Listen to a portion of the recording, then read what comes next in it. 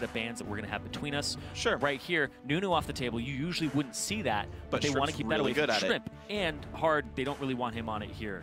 And keep in mind, his counter jungle style means Nunu or Rek'Sai, and we haven't seen him able to do much more outside of those champions. Yep. So, are you forcing the first pick Rek'Sai, leaving something else important? I assume you ban it. Maybe, right? But like that's the thing, is if they don't ban it, you almost have to take this, or Hard just grabs it and goes, you've been denied, bro. Yeah. And that's how you play those games right there. Yep. So there's the Victor ban, right? This means Azir's open as the other big team fight mage, right? What Yasui wants to play, what Peekaboo wants to play. And so you've got this pinch right away. Sivir gets picked up there. By the way, Coast, that the two bans is correct here. They actually lost a ban due to tardiness, so that's why they only saw the Nidalee and Shen ban through. And you saw it, Rek'Sai's important, Azir's important, Sivir's important. They had to go over Sivir, leaving these things up. Yeah, so the Rek'Sai is something that Shrimp has heavily favored. They leave it up, and now Cloud9 Tempest have the chance to actually get it away. I don't know if they were expecting this first pick Sivir, though. It is taking them a while to lock in, and I think they were actually thinking that they were going to get it because it wasn't that high of a priority for Mash. Mash is a guy who usually wants to just kill you in lane, not so much be the supplemental damage. He does play the Sivir, though, when he can get his hands on it. That's absolutely true, but we'll see what he ends up doing with this one. Of course, he's got plenty of big carry threats. Chris and Shrimp, very high farm, very high damage players typically, so we'll see what that goes for. I do, though, this is C9 being trained by Charlie, though. This is them taking the entire time. You don't hover any champions. You make sure, like, this is what we're going for. Okay, click. Okay, lock. And you don't give away any information away. And interestingly, a completely different route from what I was expecting here. They say, you know what, Rek'Sai and Gragas both up? Forget that. Olaf Braum the rush pick with no supports banned except for, I guess, Shen.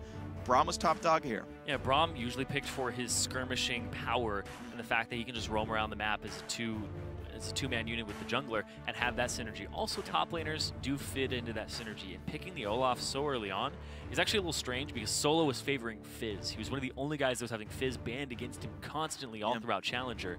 And now he's taking a book out of Zion. Page out of Zion's there you go. Well, the thing is Solo is one of the lane dominant top laners. Now, it's still a tall task to go up against Chris. We still consider him to be the best top laner here, but if that's going to be the battle to go for, the blind pick Olaf is going to be very interesting. And now, again, keep in mind, it is still a flex pick. If C9T goes for their mid laner and AD carry the next two slots, that can still come down to the jungle, and they can still make sure Solo gets a good matchup here. So Coast, taking their time, they put Narp in the top lane. He's a strong laner no matter what the matchup is here, so that's what Chris is going to go for. We see Coast's entire bottom lane, and they're saving the rest of the lineup. Yeah, I was thinking about it, looking at it, and I'm like, well, he has Ghost as a top laner, but I was like, oh, but Hard also has Ghost, still has his summoner spell in the jungle. Yep. But they do lock in the Gragas. That's most likely a jungle Gragas, top lane Olaf at this point. Yeah. They're looking for power for engaging and also keeping Laud safe on that Kalista. He does have a good lane matchup up against the Sivir, though. Well, it's going to be, yeah, exactly. It's a really, really good matchup here. And Braum Kalista especially is very, very strong. Braum has ways of closing the gap, making sure you land extra auto attacks, the Q into Kalista hops, you guarantee the CC practically. And his tossing him in allows him to be a really good engage tool. So I do like a lot of the C9T lineup. I think they need a Talisman of Ascension or Righteous Glory somewhere to make sure that Solo can do his job, but it's overall looking pretty good. Coast to take some time with their last few picks here. We've been talking about Rek'Sai, but of course Evelyn was still a good champion for Shrimp in general, so he may even just completely jump off what we thought was important and say it's actually something entirely different, and it is, but the Azir mid does come through. I like it.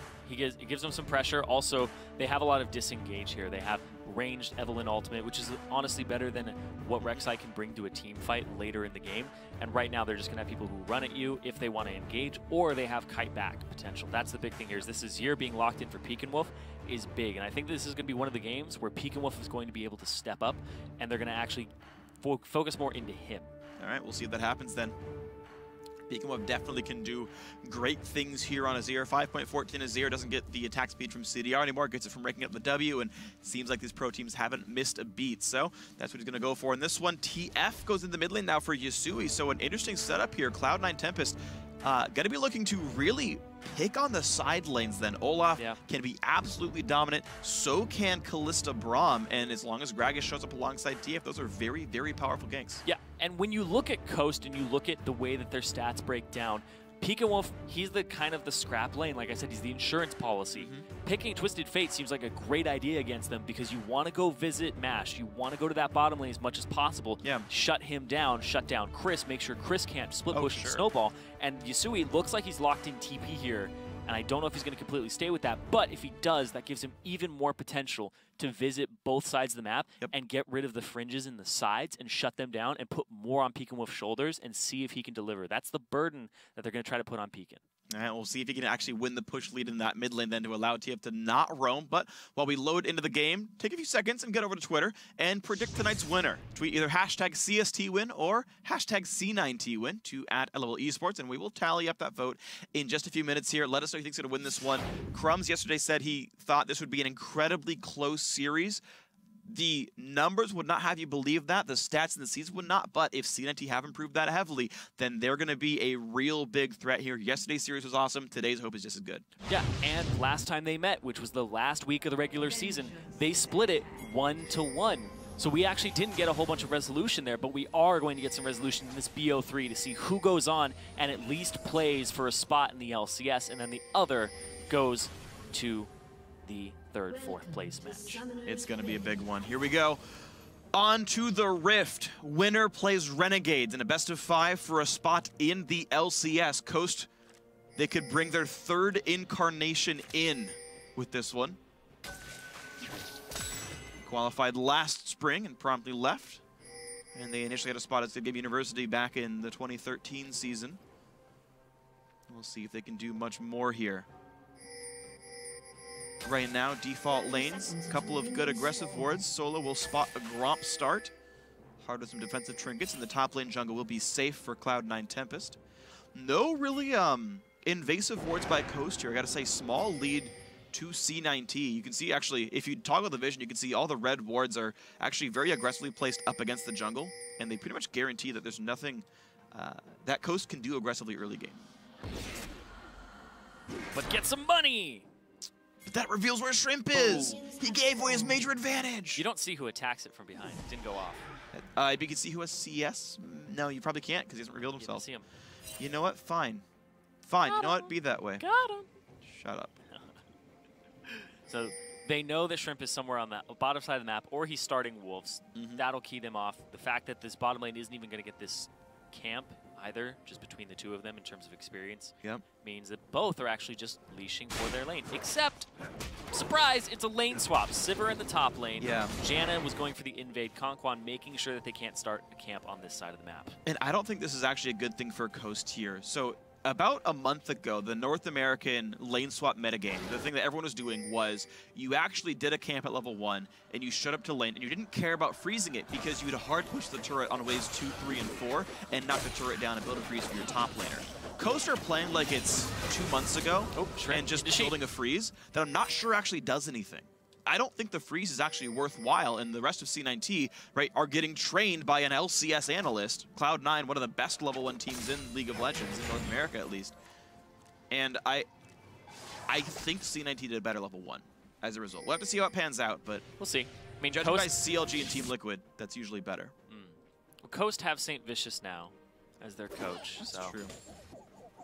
See what he does for the squad. They're actually going for the 2-on-1 bottom, Janna Gnar, against the Kalista for Laud. I do like the lane swap, though, because of the fact it's Kalista versus Sivir. You don't always want to go into that matchup. And it's a Braum who could just stop a lot of the damage, and then you lose a lot of trades. Despite having a Janna, I do think it's a very good one. And there's Ignite on Sheep, so you can tell they're looking for some kill pressure in the lane. Sure, yeah, the matchup's good. I'm glad that they're swapping the lane in the first place. But C9T going to swap back into a lane as a sideways matchup here. It's going to be the reverse 2-on-1 solo laners are the AD carries here.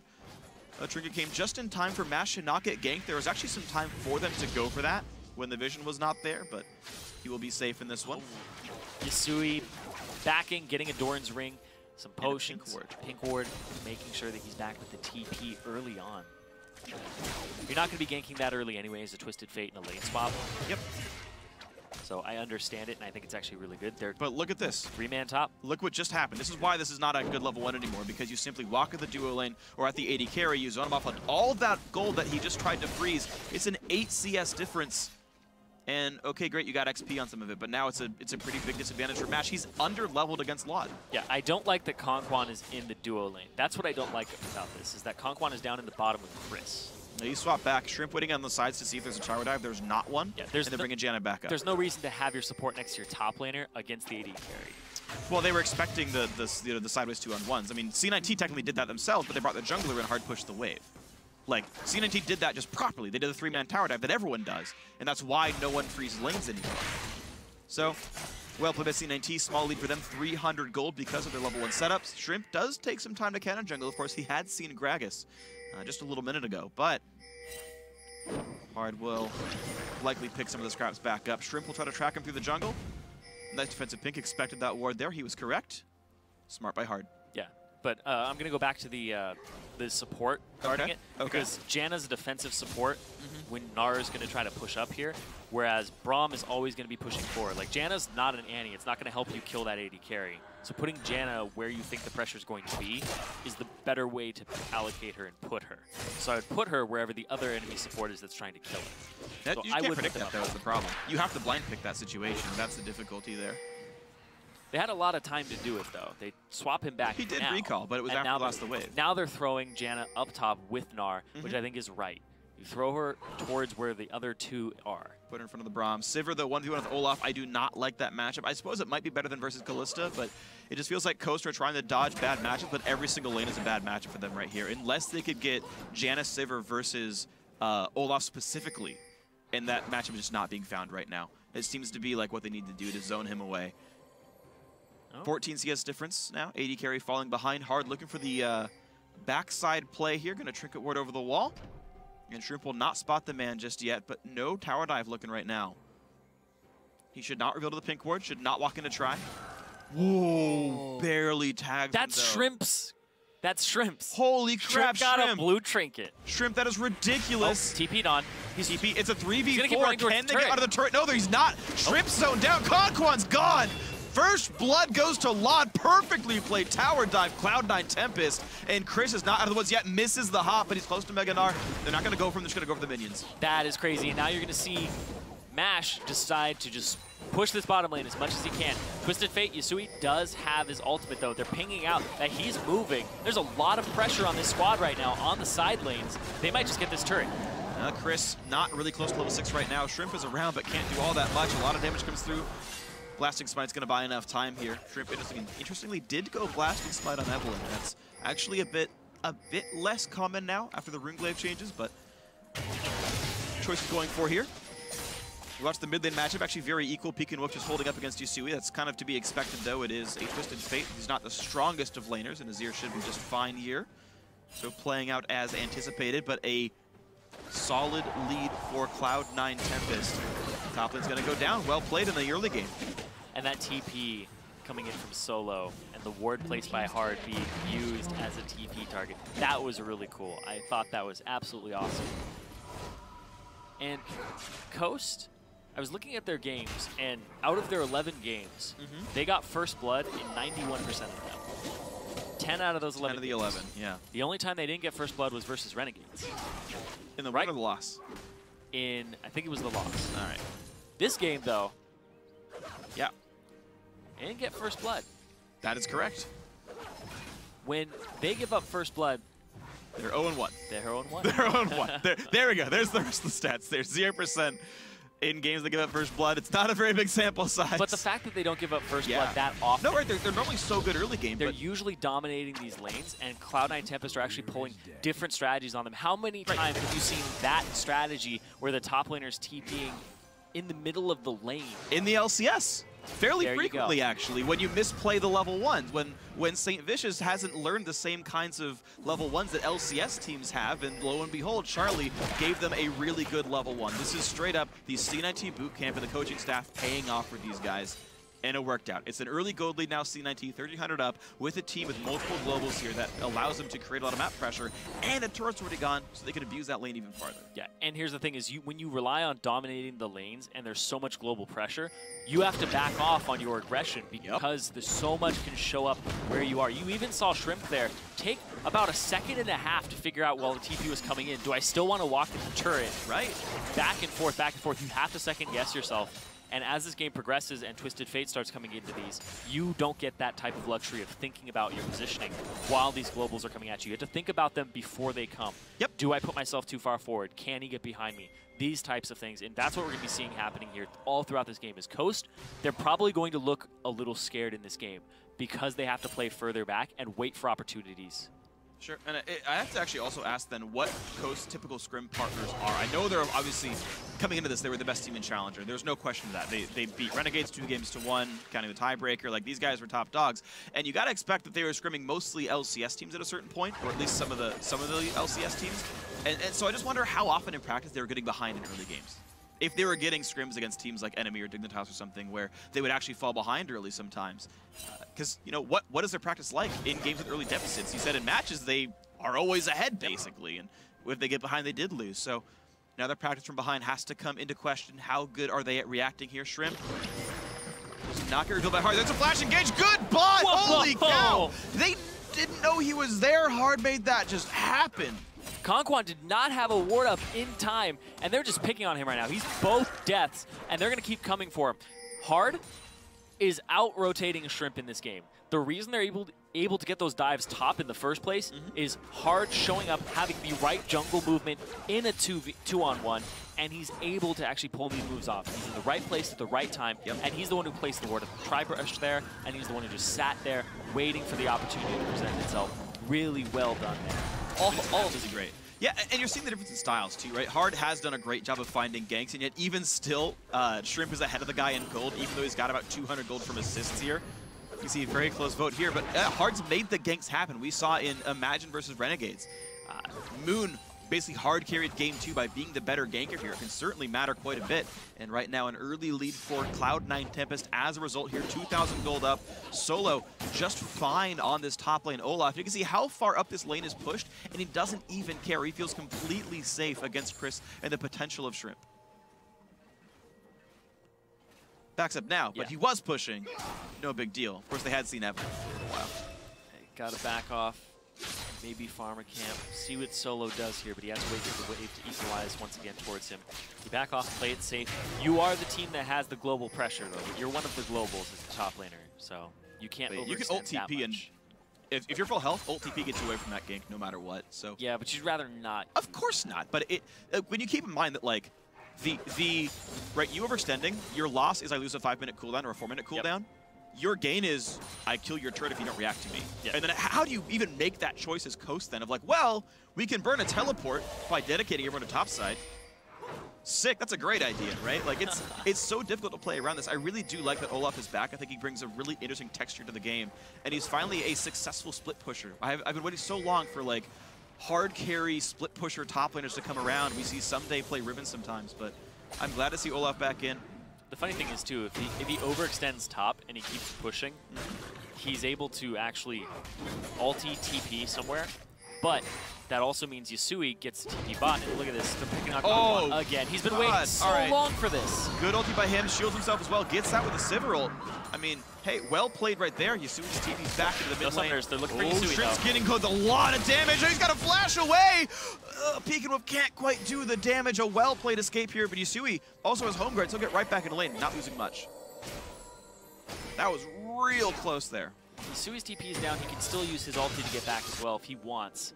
Hard, listen for a play. Are they going to kill on to Peek and Wolf? No. He can't get the kill. Hard's got no ulti here, no flash as well. Yeah, he already used it. Now he absorbs the wave, and he might even just freeze it and wait for Yasui to come in. So Yasui, that's a better idea. You don't want he doesn't even miss gold. He just gets everything anyway. Yeah, you don't want to give an advantage to Peek and Wolf. What Yasui's going to try to do is keep the pressure onto Peek and Wolf with these home guard boots very early on. The fact that he has teleport, you can't get him out of lane. And Peek and Wolf is pretty much the insurance policy of this team. Like I said before, this is the great strategy from Cloud9 Tempest that is tailored to their opponents. Yeah, it's working out. It seems to not matter that Peek and Wolf's holding up in lane. I also got to keep pointing out the success rate of Hard's ganks versus Shrimp. Hard is 2 kills and then 1 near kill, and Shrimp, to be fair, did get a near kill, but it didn't even tax Yasui much. These mid laners are still basically equal. And I gotta wonder when things start looking better for Team Coast. Now, I know they have multiple ways to win the game. They've got multiple carries on this team. Chris is still farming decently. The Saber's not really far behind or anything. Yeah, Peek and Wolf will eventually get this turret, though. He's got a lot of damage on it. It's about 1/3 HP, and he's chipping away at it slowly with his wave clear and harass. They did see Gragas, they did see Hard. But he's tracking Evelyn. This is good play by Hard in the jungle. His ward game is definitely solid. He's going for the early sightstone. The wards are there. Pretty far up. Should know to be safe, and he's gonna be, wow, really nicely done. Gets away from the explosive cast. Good Just play. Barely on the other side of it while he was using his slide there. Really, really solid. See what Shrimp does. The blue buff is up. It looks like he might be going for a gank here, or at least looking for one. The ward was cleared previously, so he knows that he's safe. But both blue buffs are up at the moment, and Solo has priority on the top lane. This is the guy who's always up at CS about 3 at 10 minutes, and then he likes to push in. His name used to be the Solo King, because that's what he loves to do. But his name is also a little misleading, because when I talk to him, he always talks about how he looks up to Marin. He looks up to a guy who gets home guard boots first, and then TPs into other lanes to help the team out. So over time, he's been adopting a new style, but the blind pick Olaf seems to be something that he's taken from Zion, and the pressure that it has in top lane, it's working out in this game. I guess he's a bit of a chess fan then if he's thinking about the king and he's just casting over to the other side of the map. I think it works out. Hard coming in here towards the bot side. Dragon is on the table, and bot lane's been dominant the whole time around, so an easy push towards Dragon. This looks like no contest whatsoever. Hard's already been warding that side of the jungle. It's going to be a free one. Ren, smite, not a problem whatsoever. Bam. Dipped down to 370. There's, I guess, a theoretical chance of a flash smite if he was around, but well cleaned up. Cloud9 Tempest, 2,000 gold up. First Dragon as well. Nothing but good things to say about this team so far in the early game. You did mention that mid lane getting lower. It is happening still. There's always the chance that Peking Whip does knock down that mid lane and it gets back closer to equal in this game. But really, it's the only sort of glimmer of hope so far on the Coast lineup. Get it here. All right, there we go. Something does happen here. Chris, so far in the top lane matchup, hasn't really made much of a dent in solo. This is good, though. When you get the Twisted Fate turret, it pushes him back, means that his line of where he can TP to, it becomes more risky to actually go off to the sides. Yeah. Also, the wards that you typically place to spot out where he's going to, where he backs up and he walks to the left or walks to the right, they also are doubly effective because you get to track the jungle at the same time. Yeah, I mean, TF is now super not in range of any potential ultis. The side lane outer turrets are still up for C9T, so he can't reach any of the members of Coast, so Yasui will be locked in this lane for a while longer. He'll be more for the late game emphasis, going for the standard build with cooldown boots into Lich Bane. That's what everyone is buying now. Interesting how that kind of settled up over time. Bot lane, you can see the Sivir is able to wave clear quickly by herself. Cloud9 is oddly actually not choosing to freeze the lane. They're happy to make it go back to equal. I'm surprised at that because it feels like they're so good at warding and denying vision. They could set up a freeze and try to get hard to gank. In this case, he's spotted on the way out, but as a general setting, I'm a bit surprised not to see lane freezing more often in this game. I'm surprised he went for that bush, because he knows the other one is pinked by his own team. I think so my guess is he didn't realize that Conquan had warded that one already, because it was a recently placed ward, and last time he got the kill, Conquan like walked to the brush, and then just like got jumped on. If he's gonna play around like warding, then maybe it works out. All right, so the choice is for C9T to hard push. They want to knock the turret down. They kept Hard around. Yeah, they saw Shrimp clearing the Raptor camp. They're using Shrimp's counter jungling to their own advantage. They're warding their own jungle, and they're making it so that whenever he goes for the counter jungle, they actually get something on the other side of the map. Small objectives over time. Lod looks like he really wants to dedicate this. But look at this. Here comes TP. Exhaust onto Lod. The ulti's going to stop Chris for a while. Oh! Body slam as well from Hard. Really trying to stop him up. Chris still has flash, though. Knocking the team. Nar puts the backlight into the wall, and they're going to rush down Lod. They get him. But here's the counter engage. Chris very low, gets taken out. Solo now joins the fray on Olaf. He's going to be angry. The damage onto Shrimp. Good luck. Evelyn running away. The axe hits Conquan, his third death of the game. 4-1. The chase is still in. They really want Shrimp. Okay, not that bad. Mid-turret, though. They trade all that for mid-turret. It actually ends up being relatively even. This bot lane's going to go down, though. So plus there you go. 1 kill for, honestly, roughly equivalent turret trade. Peek and Wolf, yeah, okay, you push mid. That's cool. But Cloud9 Tempest now sitting so decently in gold. It's the global comp. As soon as you got that first kill, you should have been backing off. Chris, that was actually really cool, because Chris was going for the leap to Meganar people into the wall, and you're going to see the body slam actually stop his jump. He's going to jump right here, right into it. Stops. Really sick. Sheep gets out scot-free, and Hard would have been pushed back as well. And also, I'm surprised Hard didn't die. Yeah, they got him out there. Very surprised. But if that hadn't have happened, it would have been the perfect position, and you saw Yasui's TP location was actually barely relevant in that fight. He got into the big cluster of people on the top right.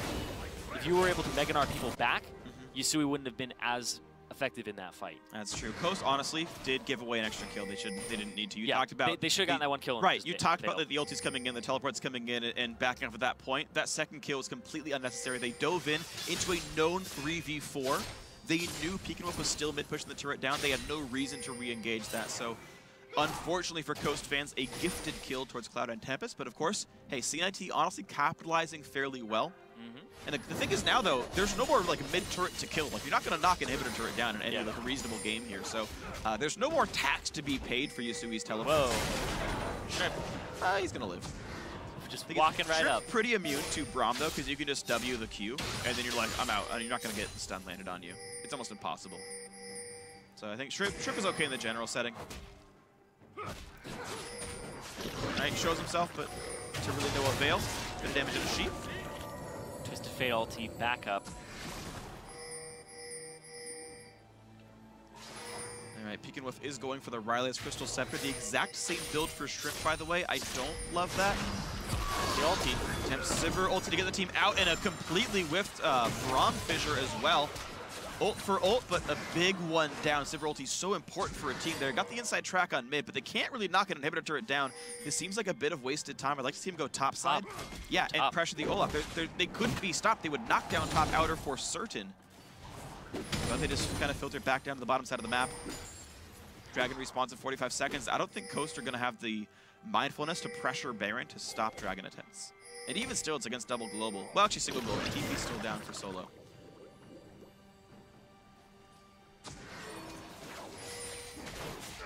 Solo also growing a lead over Chris right now. You're seeing the CS now plus 17. It's been very, very slowly, to be fair, growing over time.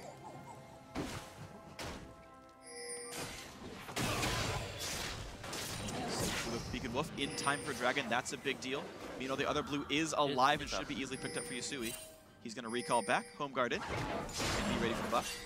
No Zonias, though. Yasui's actually going for Abyssal Scepter second. I know it's really common for TS. I don't see the merit in it personally. I haven't seen it work out in a competitive game that well. It feels like you want the Zonias so badly, but what we see players use. It looks like it's going to be double Rylai's for the side of Coast. Yeah. You see Giant's belts. Yep. Yeah, Shrimp and Pekin are both buying that. This is a team that does want to kite back a little bit when they fight. But you can't really slow Olaf. Yeah, you can Emperor's Divide and divide him from his team. That's true. But he's still extremely strong. If Solo gets to the point where he can actually destroy your backline by himself while everybody's on him, then he's going to be in a really good place to actually take over this game. Isolated Olaf is definitely killable, though. Yes, he loses the bonus resist when he pops the ulti to dodge CC, so yeah, if you separate him, this guy is gone for certain. You kite him back, he can't lifesteal. That's how Solo would live. And actually, Coast is able to pressure into the mid lane. They pushed up, plus the Zero turret just forced C9T to hold the mid side. Actually, very impressive that Coast managed to knock that one down, trying to squeak their way back into this one. And they've done so to pick up a Dragon. That's a big boost to the stats this late in the game. Deep wants in, a lot of damage. Conquan's going to be knocked into the team.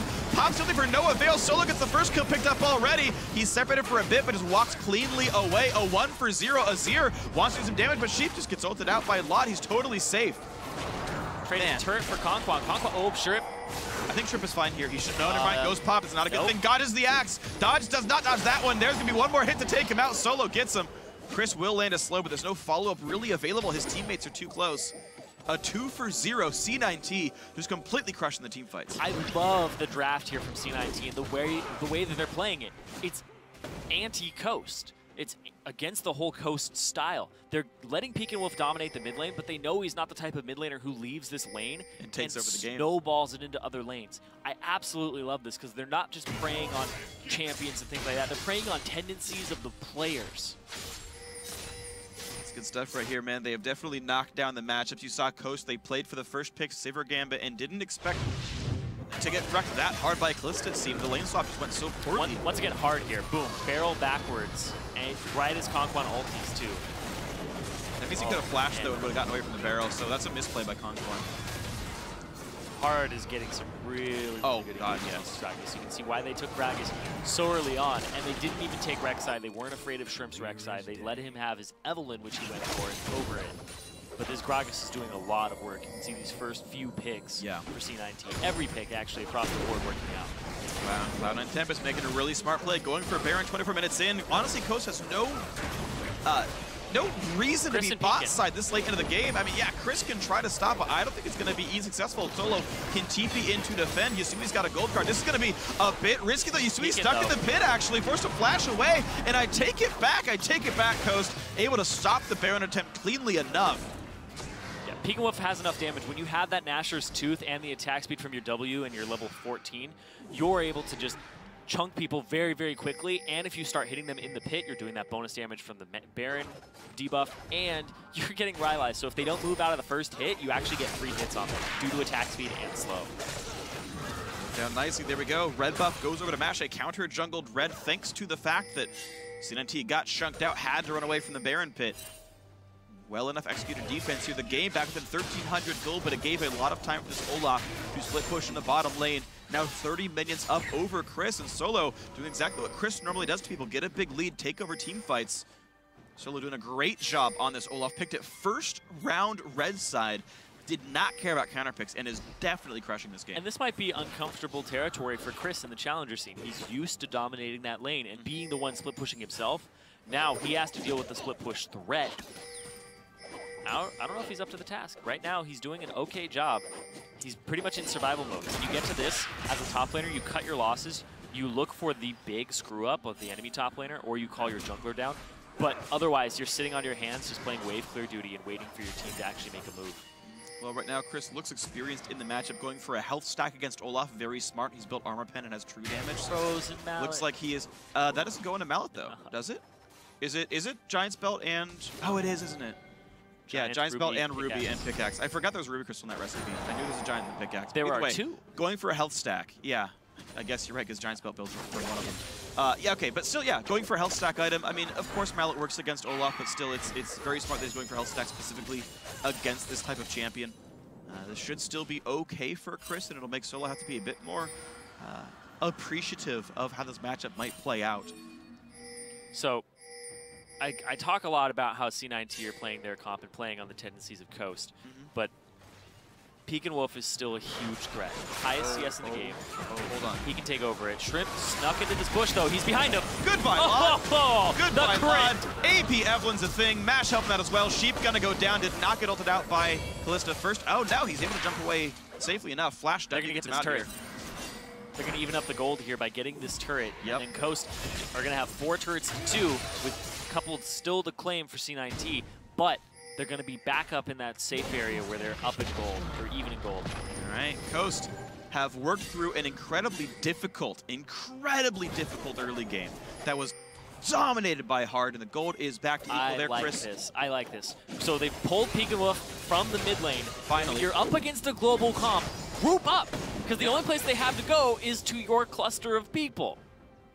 And the thing is, what was so clutch, by the way, was the fact that they actually managed to basically one-shot Lod. Because if you ever gank the lane that's not the global, you get outnumbered. Exactly. Peek and Wolf was not top lane yet. There was an absolute possibility of starting a 4v5 or a 3v5. Didn't happen. C9T managed to basically not show up in time, and the burst from Coast knocked him down. They're praying off the back again. They're trying to knock him down. Yasui used his ulti. Nobody's nearby. They're going to get this before anybody even shows up. They have to TP into this right now. It's not going to be really in time. Chris on the backside here. The burst coming through. He's going to go some damage. Red team picks up Baron with a Gnar bar into the wall. Shrimp's in the front line. He gets survived for now.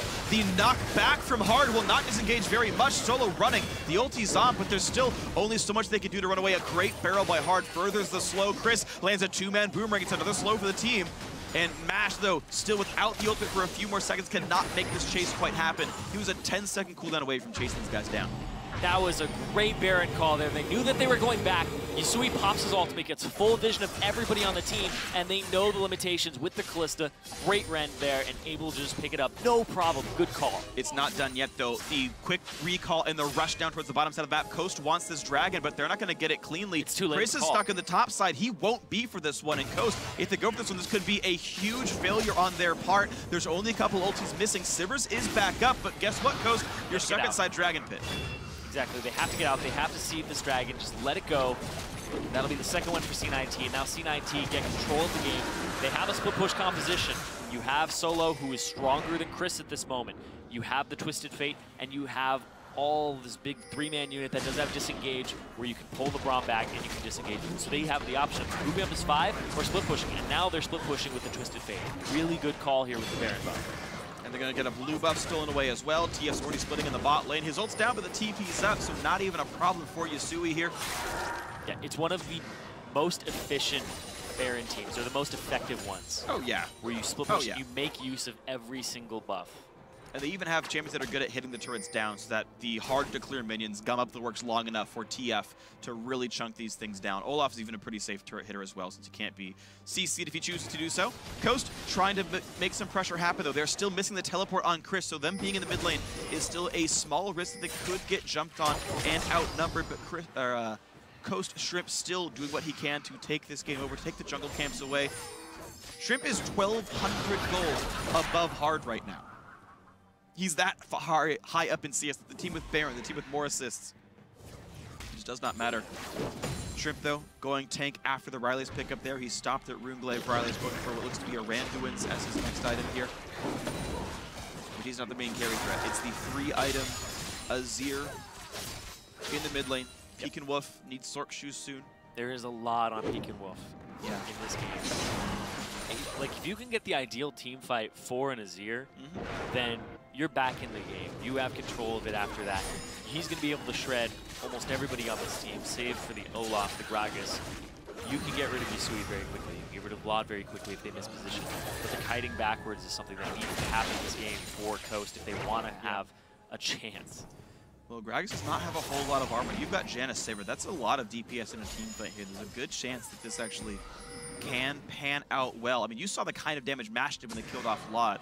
I do think, sort of, and especially because Sheep is melee, a lot of Vlad's teamfight damage goes down. Okay, throwing in Braum is really good teamfight power because he can actually do some crazy stuff with the ulti, but the damage output of Kalista does actually hinge a bit on the usage of her W passive, and Braum can't trigger that easily. So there is, I would say, more damage coming out of Sivir in these teamfights by a fair bit. Oh yeah, especially with the Ricochet compared to the Runans. Yeah, generally speaking, yeah.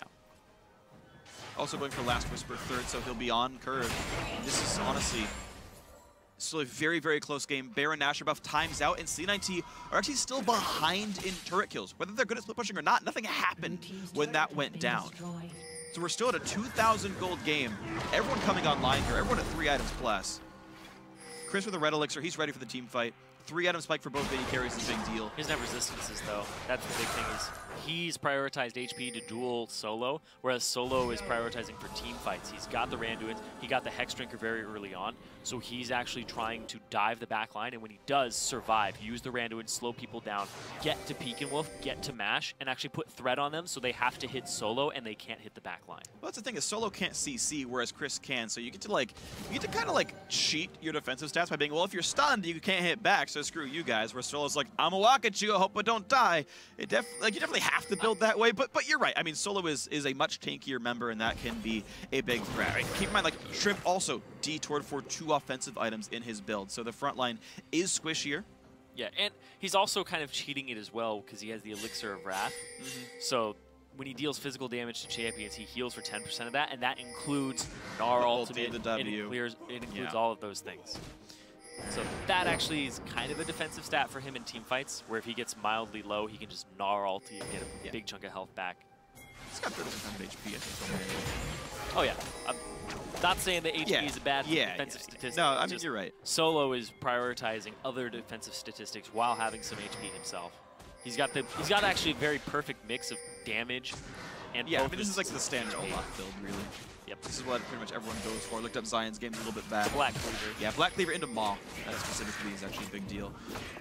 It's for the dueling nice. power. Look at this. It looks like Yasui's actually on the side, ready to TP in. Here we go. They're going for Bernard. They force Chris's flash, and the damage still comes through. Oh my gosh, that damage. Yeah, he can try to cheat a little bit. He lands a stun, he lands a slow, but there's no follow-up, because guess what? No one else can join that lane. So yeah, Chris burns some spells, and he does some damage, but man, imagine that mid laner had TP themselves. PeekAWolf could have crushed people. That's the strength of this kind of comp. That was so close. Chris, he wants to duel him so badly. He wants to get that kill. Here's the play though. Keep in mind, Yasui's really not around right now, so the play towards mid, they can't quite do enough. They force a couple retreats, but really it's only Hard's flash that got lost. But Coast was still pushing other sides of the map. Bot lane tier 2 goes down. And look, Chris lost the TP and a flash, but they have to put a turret down, and Coast really clawing the way back into this game. Yep, only 1,000 gold down again. Even less than 1,000 gold. They're putting themselves in a position to get Scuttle and get the Dragon, but Baron is lined up exactly with the Dragon timer right now. Well, that means C9T needs to play around those teleport timers. They have TP advantage for Solo. They have, literally TP advantage for Yasui as well. So playing around one to deny the other is very easy. C9T can send like just Yasui hard, do Dragon without any issues, and just threaten Baron at all times. Say if you check us at one, we take the other. And so Coast have to play this on, I think, really smart to make this work. QSS for Laud. Yeah. And QSS the Gnar stun if it happens to him. I think that's about it. Get some slows off of him, but that's really the hard CC that he'd be looking for. Possibly an exhaust, but fourth item, QSS, will dip his damage in comparison to Mash, who looks like he's going to go for a Bloodthirster.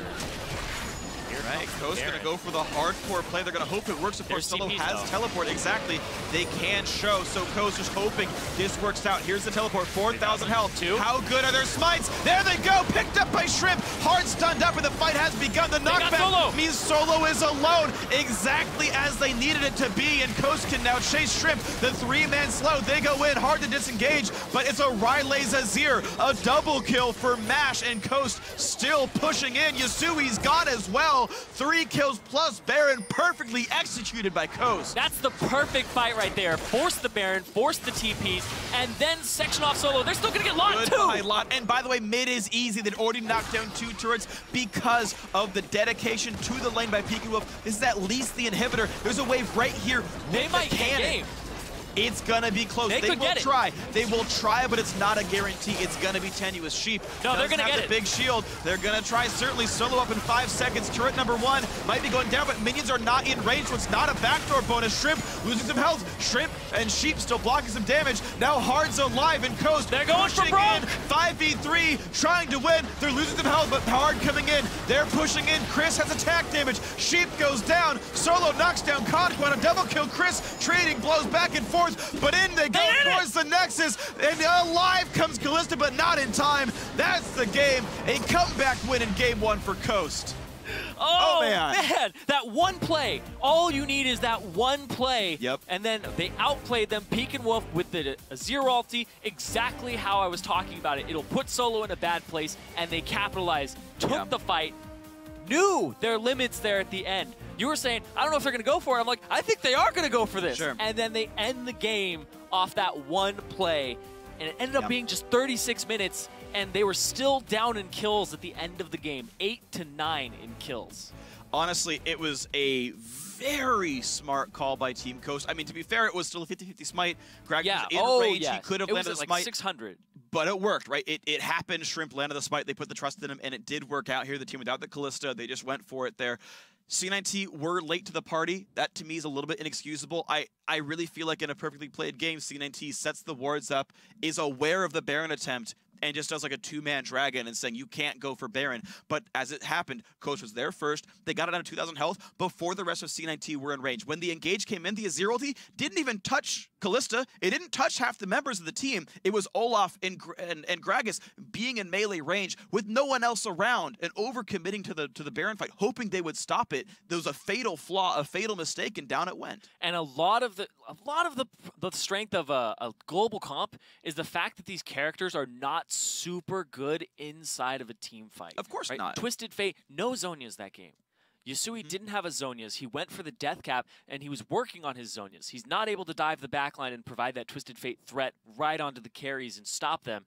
But what ended up happening is they ended up using that as the weakness of the team. Because you're a global comp, we're going to all group up, take this Baron, force you to fight us, and it was the 50-50 smite. It was a fight that ended up going their way, basically based off of 1 or 2 mechanical plays inside of it that separated people. So it was a big risk, but it looked like Coast were saying, we're done fighting you on global terms. We're going to go with the team fight that our comp is made for. It is a Sivir composition with a Nazir. Just pick the team fight. And when Pekinwolf was actually able to contribute, he ended up having the most damage in the game. Yeah, it was a solid game by Team Coast. Their overall shot calling was great. Their overall macro sense was awesome. Their level 1, they got outclassed. Props to C9T for that one. But in shot calling terms, Coast absolutely deserved that one. A well-played game. They deserve that game one. They've gotten it. But guys, we have a quick break coming up. So when we return, it's game 2 between Cloud9 Tempest and Team Coast. Don't go anywhere. It's a really good match.